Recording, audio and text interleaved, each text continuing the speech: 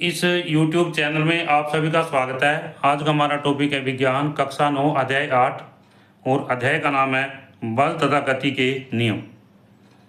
अध्याय में दिए गए संख्यात्मक न्यूमेरिकल उदाहरणों का हल। उदाहरण 8.1 एक 5 किलोग्राम द्रव्यमान वाली वस्तु पर 2 सेकंड के लिए एक नियत बल कार्यरत होता है। यदि वस्तु के वेग को 3 मीटर पर सेकंड से बढ़ाकर 7 मीटर पर सेकंड कर देता है। लगाए गए बल की मात्रा ज्ञात करें। यदि इस बल को 5 सेकंड के लिए आरोपित किया जाए तो वस्तु का अंतिम वेग क्या होगा।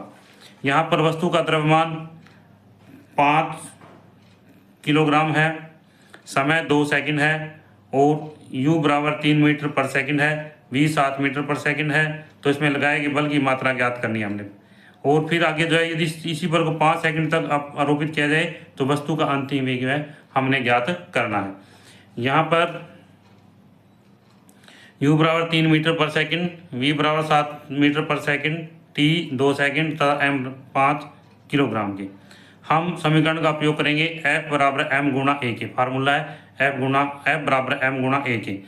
तो a बराबर v माइनस u बटा t, इसके अंदर a का मान रखेंगे यहाँ पर। फिर हम आगे m जो है 5 किलोग्राम, फिर ये v 7 है यहाँ पर और u 3 मीटर पर सेकंड है रख देंगे बटे t समय 2 है।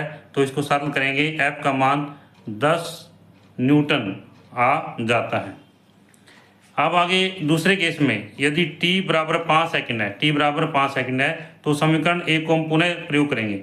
यहाँ पर दो समीकरण एक दिखाई गई है, इसको हम पुनः प्रयोग करेंगे f बराबर m v माइनस यू बटा टी के। तो यहाँ पर इनके मान रखेंगे दोबारा से। m 5 है यहाँ पर, f यहाँ पर 10 है, m 5 है तो v माइनस यू, v हमने ज्ञात करना है और u 3 है और t जो है 5 सेकंड है। ये इसके साथ कट जाता है, 5 के साथ 5 जो है कैंसिल हो जाता है। तो हमारे पास में 10 बराबर v माइनस यू के, यानी v का मान जो है 13 मीटर पर सेकंड आ जाता है। ये हमारा पहला जो उदाहरण है उसका आंसर है। इस प्रकार हमारा पहला उदाहरण जो है पूरा हुआ। इससे आगे उदाहरण है 8.2 किस में अधिक बल की आवश्यकता होगी। 2 किलोग्राम द्रव्यमान वाली किसी वस्तु को 5 मीटर पर सेकंड स्क्वायर की दर से त्वरित करने में या 4 किलोग्राम द्रव्यमान वाली वस्तु को 2 मीटर पर सेकंड स्क्वायर की दर से त्वरित करने में। यहाँ पर दो वस्तुएं दी गई हैं, उनका द्रव्यमान, पहली वस्तु है उसका द्रव्यमान m1 बराबर 2 किलोग्राम है और a1 जो है यहाँ पर 5 मीटर पर सेकंड स्क्वायर है। इसके बाद में दूसरी वस्तु है द्रव्यमान m2 4 किलोग्राम है और a2 जो है 2 मीटर पर सेकंड स्क्वायर है। फार्मूले का प्रयोग करेंगे हम यहाँ पर F बराबर m गुणा a के। तो F पहली वस्तु के लिए F1 बराबर है m1 गुणा a1, तो 2 गुणा 5 10 न्यूटन आ जाता है। और दूसरी वस्तु के लिए F2 बराबर है m2 गुणा a2, 4 गुणा 2 बराबर है 8 न्यूटन आ जाता है। क्योंकि F1 F2 से बड़ा है इसलिए 2 किलोग्राम द्रव्यमान की वस्तु को 5 मीटर पर सेकंड की दर से त्वरित करने में अधिक बल की आवश्यकता होगी। इससे आगे है तीसरा 8.3 उदाहरण है। एक कार 108 किलोमीटर प्रति घंटा की गति से चल रही है और ब्रेक लगाने के बाद यह रुकने में 4 सेकंड का समय लेती है। कार पर ब्रेक लगाए जाने के बाद लगने वाले बल की गणना करें। कार का यात्रियों सहित कुल द्रव्यमान 1000 किलोग्राम है।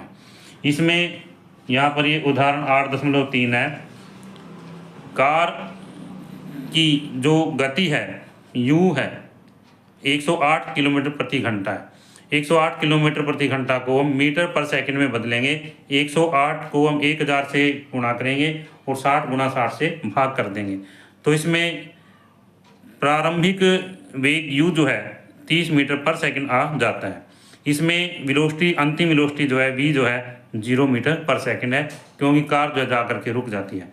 और इसमें द्रव्यमान जो दिया गया है यहाँ पर, कार का यात्रियों सहित कुल द्रव्यमान 1000 किलोग्राम है। तो द्रव्यमान यहाँ पर जो है 1000 किलोग्राम है।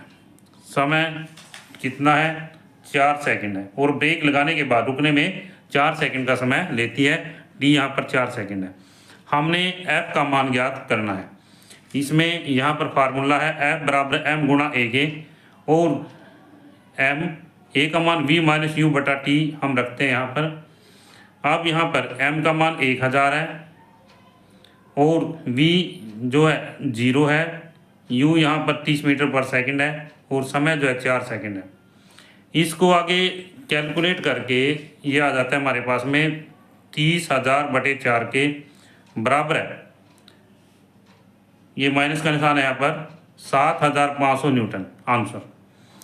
यहाँ पर ऋणात्मक चिन्ह दर्शाता है कि ब्रेक द्वारा लगाया गया बल गाड़ी की गति की विपरीत दिशा में लगाया गया है या विपरीत दिशा में कार्य कर रहा है।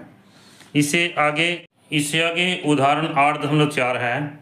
5 न्यूटन का एक बल किसी द्रव्यमान m1 को 10 मीटर पर सेकंड स्क्वायर का त्वरण देता है तथा द्रव्यमान m2 को 20 मीटर पर सेकंड स्क्वायर का त्वरण देता है। यदि अगर दोनों द्रव्यमानों को एक साथ मिला दिया जाए तो इस बल के द्वारा क्या त्वरण उत्पन्न होगा। इसमें यहाँ पर A1 10 मीटर पर सेकंड स्क्वायर है और A2 जो है 20 मीटर पर सेकंड स्क्वायर है। न्यूटन कितना है, बल कितना है, 5 न्यूटन है यहाँ पर। तो F बराबर m गुणा a का प्रयोग करेंगे तो m बराबर F बटा में a के। अब दो द्रव्यमान की दो वस्तुएं हैं यहाँ पर, m1 F बटा a1 के और m2 जो है F बटा a2 के ज्ञात करेंगे हम यहाँ पर। तो m1 आ जाता है 5 बटे 10 0.50 किलोग्राम, और m2 आ जाता है हमारे पास में यहाँ पर 5 बटे 20 यानी 0.25 किलोग्राम आ जाता है। जब दोनों द्रव्यमानों को जोड़ दिया जाता है, इकट्ठा कर दिया जाता है, तो टोटल m कितना आ जाता है, m1 प्लस में m2 के। अब यहाँ पर 0.50 प्लस 0.25 आ जाता है, ये बराबर आ गया 0.75 किलोग्राम के।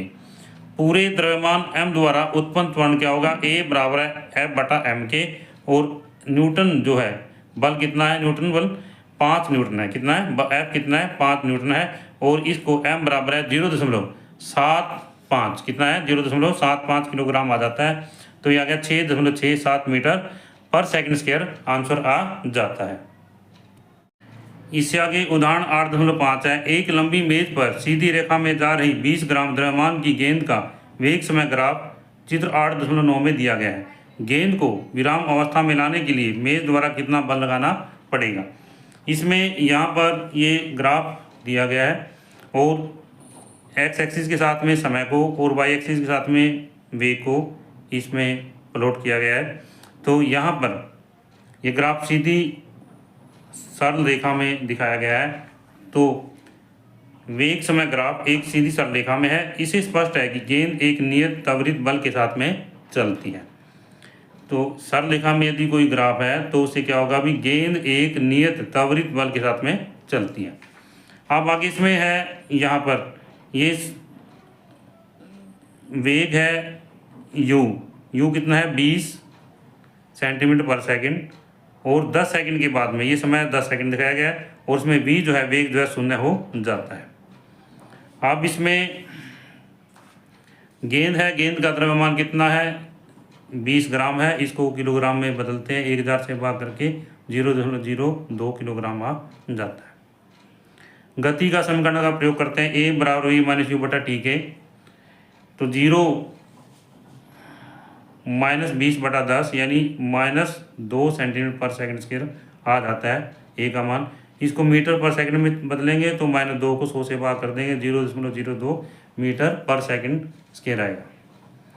अब आगे है गेंद पर लगा घर्षण बल F बराबर m गुणा a के।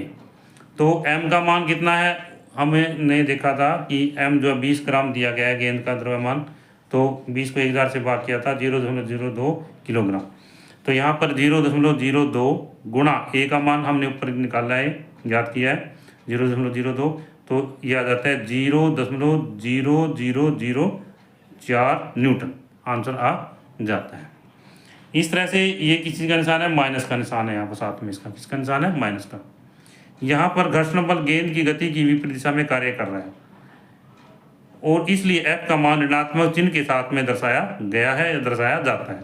जब बल जो है विपरीत दिशा में कार्य करता है तो उससे पहले माइनस का निशान आता है।